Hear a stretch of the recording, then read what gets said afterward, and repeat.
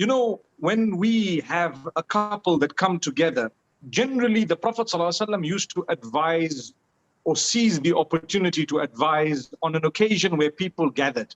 So people gathered, for example, like this nikah, and the Prophet ﷺ would tell them to be conscious of Allah. He would read a few verses of the Quran. He would address the youth. Ya ma'ashara ash-shabab man istata'a minkum al-ba'ata falyatazawwaj, increasing the encouragement of getting married, to say if you're able and capable, don't delay, get married. And at the same time, make it easy for your children to get married, because that is within the pleasure of Allah subhanahu wa ta'ala. So the issue of taqwa is very important. It is repeated in most of the verses, and especially the verses of Khutbatul Hajah, which at times is also recited during a khutbah of nikah, when it comes to advising the people and so on. So you look at taqwa, Ya ayyuhalladhina amanu taqullah. O you who believe, develop the taqwa of Allah. Taqwa itself is an encyclopedia of meaning.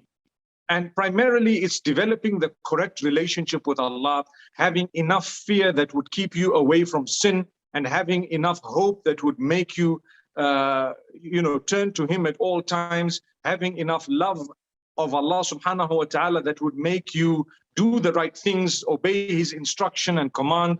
If we have those qualities, when we get married, nothing can go wrong.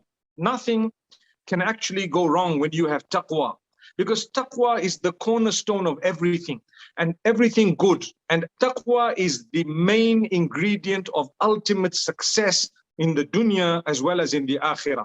So remember, our lives should be a journey of development of taqwa. That's the life. My life, from the beginning of my understanding age right to the end where I die, should be the development of taqwa, the betterment of it, the consciousness of how much consciousness I have of Allah subhanahu wa ta'ala. This is what would bring about goodness and happiness. More so when we are coming together in such a sacred union that the rest of our future is determined upon what happens thereafter. This is why the choice of a spouse is very important in Islam, because your future depends on the type of choices you make that Allah has allowed you to make. Obviously, people say, well, it's written by Allah. Remember, the writing by Allah subhanahu wa ta'ala does not necessarily mean He imposed it on you, but rather He gave you a leeway and a choice in certain matters. And that's what He's going to ask you about. So Allah is going to ask you and I how you use the choices. You had to choose a spouse. Did you choose someone who was respectful on both sides? Are you going to respect them so that your children can learn the respect and learn the duties they have unto Allah?